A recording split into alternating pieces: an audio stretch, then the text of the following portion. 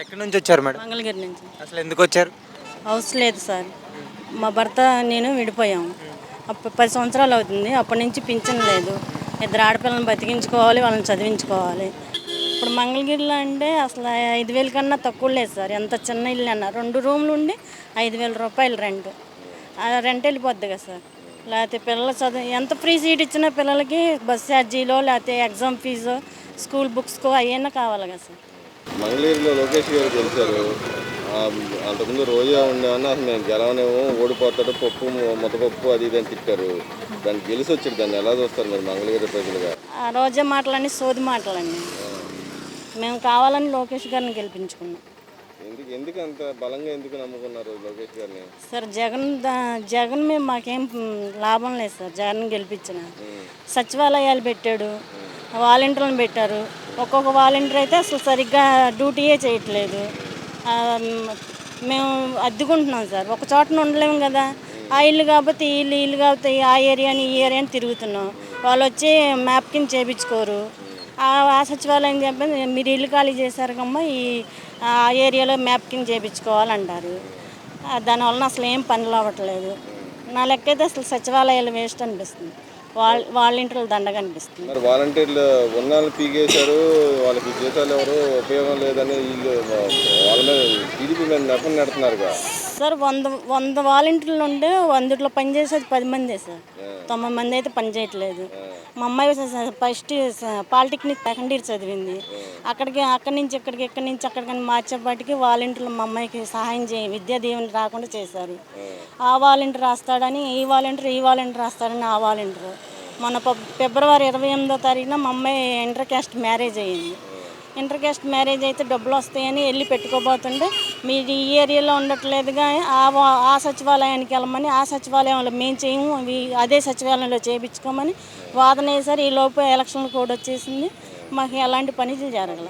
జగన్మోహన్ రెడ్డి గారి వల్ల మీకు ఎటువంటి యూజ్ లేదా 5 ఏళ్ళలో?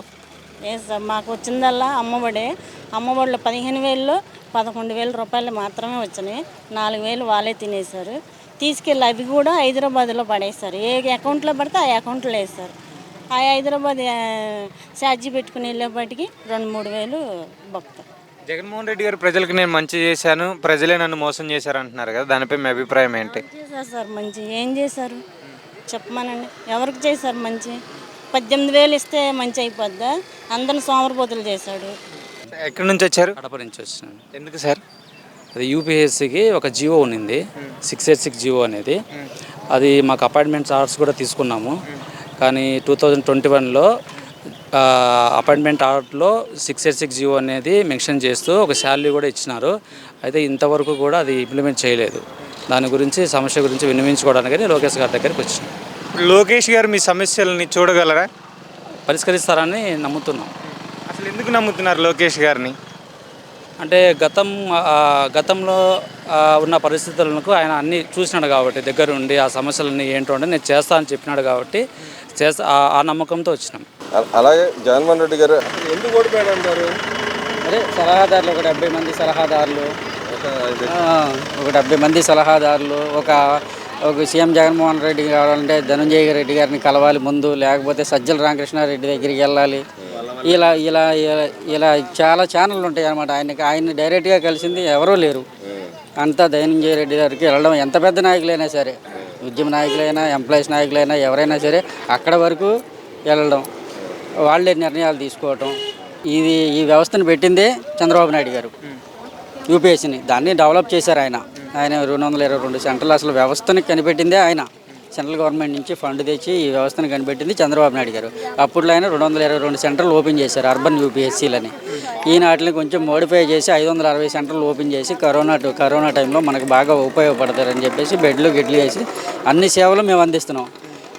ఈ స్టేట్ గవర్నమెంట్ ఎంప్లాయీస్కి జీతాలు ఒకలాగా ఉంటున్నాయి, ఇక అర్బన్లో పనిచేసే మాకు ఒకలాగా ఉంటున్నాయి జీతాలు. ఎంత వ్యత్యాసం ఉందంటే కనీసం ఒక 12,000 వ్యత్యాసం ఉంది. చేసే పని మాత్రం ఒకటే. శాలరీస్ విషయంలో మాత్రం చాలా డిఫరెన్స్ ఉంది.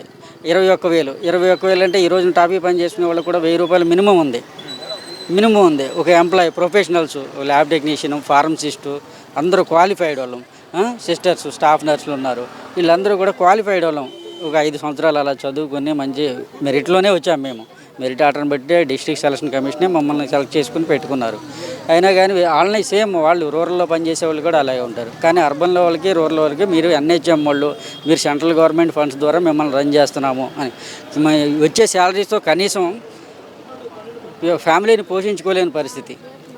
రీసెంట్గా ఒక ఫార్మసిస్ట్ ఆత్మహత్య చేసుకున్నారు అప్పుల బాధలతో. ఇద్దరు పిల్లల్ని చదివించుకోవాలి 20,000తో, చూసేవాళ్ళకేమో జాబు, గవర్నమెంట్ జాబు, మంచి షర్ట్ వేసుకుంటున్నాడు, అది ఒకటే కనపడుతుంది.